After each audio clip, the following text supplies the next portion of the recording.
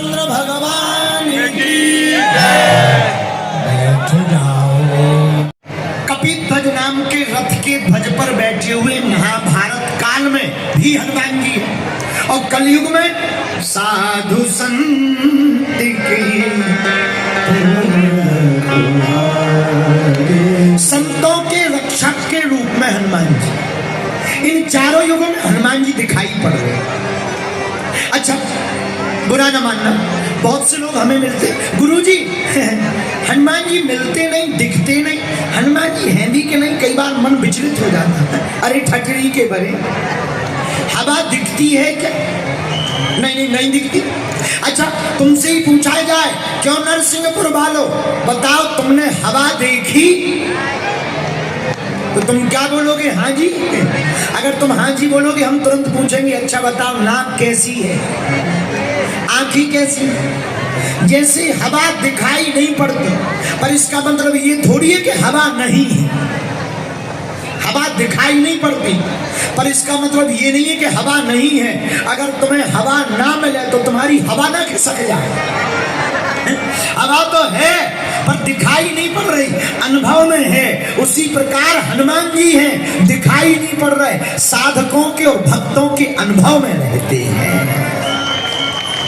एक बात, हवा किसको महसूस होती? जो जिंदा होता है। जो जिंदा होता उसी को हवा महसूस होती है, मरे को नहीं होती। ऐसे ही हनुमान जी उसी को महसूस होंगे जिसके दिल में भक्ति जिंदा होगी। अगर मरी होगी भक्ति, जीवित नहीं होगी, शांत होगी, सुसुप्त होगी, सो रही होगी, तो हनुमान जी का आभास होना मुश्किल है। लेकिन हनुमान चालीसा सत्य, परम सत्य है। इसलिए तुलसीदास जी महाराज ने लिखा, चारों युग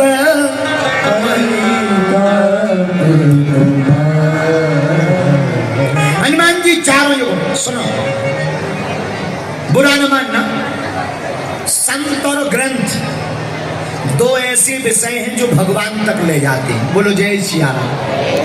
जोर से बोलो, और जोर से बोलो।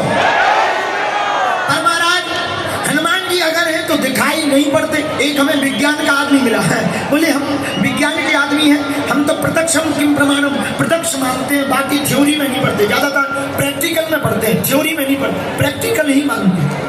हमने कहा अच्छा, बोले हाँ।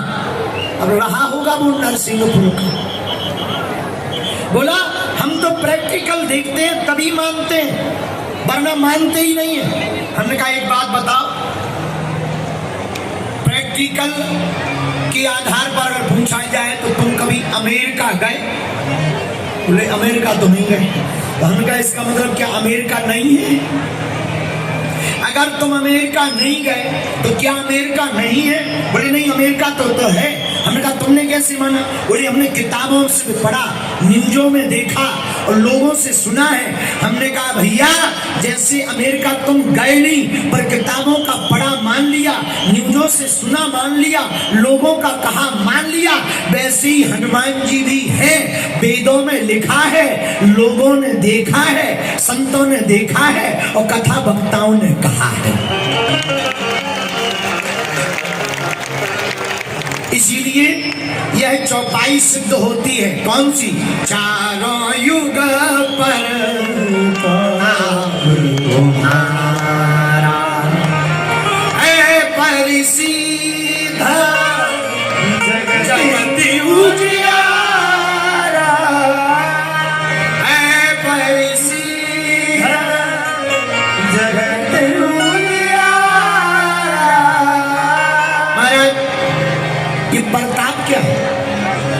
चारों युग तो समझ आ गए। अच्छा, पहले ये समझो युग क्या है।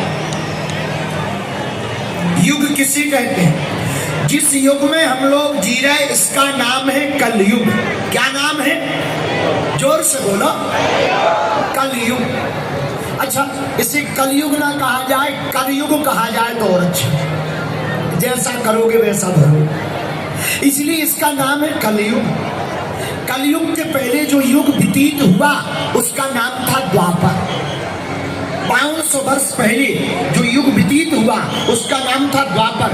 द्वापर के पहले जो युग व्यतीत हुआ उसका नाम था त्रेता। त्रेता त्रेता के पहले जो युग व्यतीत हुआ उसका नाम था सतयुग। युग क्या?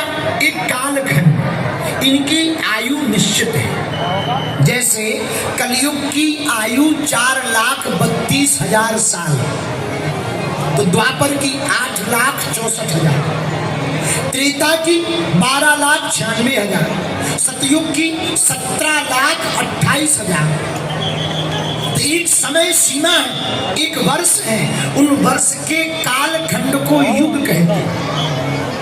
और जब एक बार चारों युग व्यतीत होता है तो उसे चतुर्युग कहते हैं।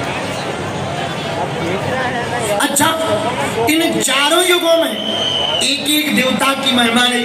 त्रेता में राम जी, द्वापर में घनश्याम जी, लेकिन एक ऐसे देवता हैं जो चारों युगों में पूजे गए। सतयुग में भी पूजे गए, त्रेता में भी पूजे गए, द्वापर में भी पूजे गए, कलयुग में भी जगह जगह पूजे जाते हैं। इसीलिए तुलसीदास जी ने मन मान कर बड़े भाव पूर्वक ले दिया, चारों युग पर धाम तुम्हारा,